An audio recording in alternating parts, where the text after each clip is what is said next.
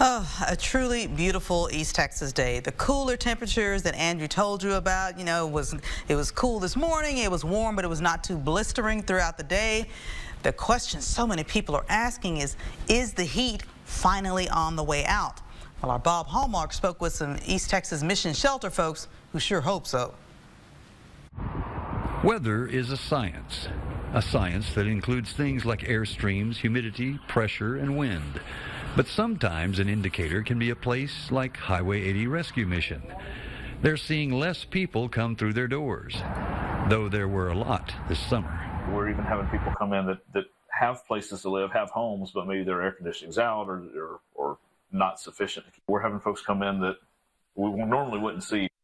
The theory among mission workers is that the homeless and transient will stay out in makeshift camps rather than come in as long as the weather is not a threat.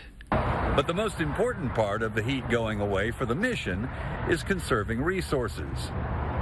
They were at overflow capacity during the 100+ degree temperatures of summer, often sleeping people on the floor wherever they could. And with so many, resources for food and water were going quickly. In Longview, we're serving 200 men, women, and children daily, so that comes out to be about 600 meals per day. The bills will go up, the water bill, the electric bill. Typically and historically during this time, the summer months, donations go down, monetary and food donations. Though they will never turn anyone away during extreme weather, cooler weather could ease the strain. If it wasn't for this rescue mission, me and my dog would be in a bind. Bob Hallmark, East Texas News Weekend.